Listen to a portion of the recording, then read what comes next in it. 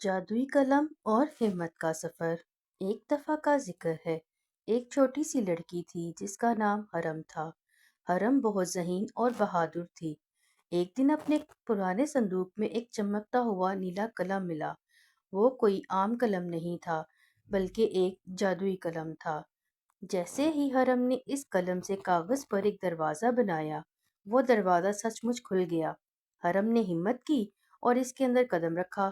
وہ ایک ایسی دنیا میں پہنچ گئی جہاں درختوں پر ٹافیاں لگی تھیں اور پرندے باتیں کر رہے تھے۔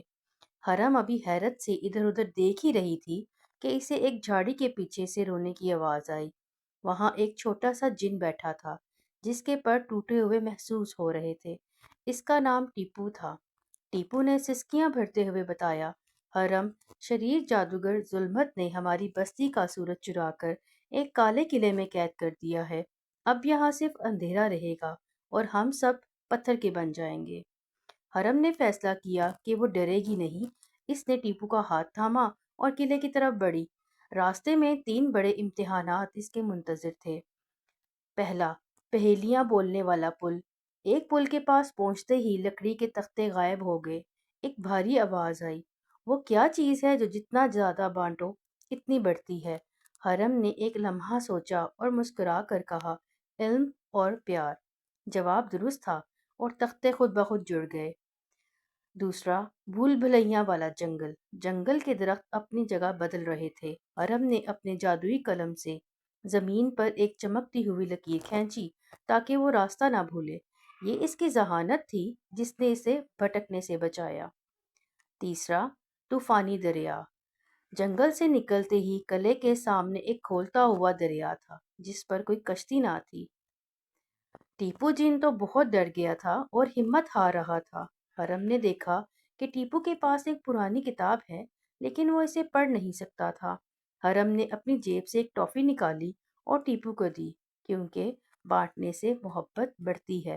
حرم نے وہ جادوئی قلم لیا اور ٹیپو کے ٹوٹے ہوئے پروں پر ایک سنہری دائرہ بنایا۔ اس نے قلم سے صرف جادو نہیں کیا بلکہ ٹیپو کی ہمت بندھائی اور اسے بتایا کہ تم اڑ سکتے ہو، بس خود پر یقین رکھو۔ حرم کے اس پیار اور حوصلہ افزائی سے ٹیپو کے اندر ایک نئی طاقت پیدا ہوئی۔ وہ جادوئی قلم کی چمک اور حرم کی ہمت سے دوبارہ اڑنے کے قابل ہو گیا۔ ٹیپو نے حرم کو اپنے کندھے پر بٹھایا اور وہ اڑ کر قلعے کے سب سے اونچے مینار پر پہنچ گئے۔ قلعے کے اندر اندھیرا تھا اور جادوگر اپنی چھڑی گھما رہا تھا۔ اچانک جادوگر نے حرم پر ایک کالا جادو پھینکا لیکن حرم نے فوراً اپنے قلم سے ہوا میں ایک آئینہ بنا دیا۔ جادوگر کا وار پلٹ کر آئینے سے ٹکرا کر واپس اس کی طرف پلٹ گیا۔ جادوگر اپنی ہی شرارت میں پھنس گیا۔ وہ دھوئے کی طرح غائب ہو گیا۔ حرم نے وہ سنہری گولا سورج آزاد کر دیا اور پوری بستی روشنی سے نہال ہو گئی۔ ٹیپو اتنا خوش ہوا کہ اس نے حرم کو ایک ستارہ تحفے میں دیا جو ہمیشہ اس کے تکیے کے پاس چمکتا رہے گا تاکہ اسے یاد رہے کہ وہ کتنی بہادر ہے۔ اس کہانی کا سبق ہے، سچی طاقت صرف جادو میں نہیں بلکہ دوسروں کی ہمت بڑھانے اور مشکل وقت میں عقل کا استعمال کرنے میں ہے۔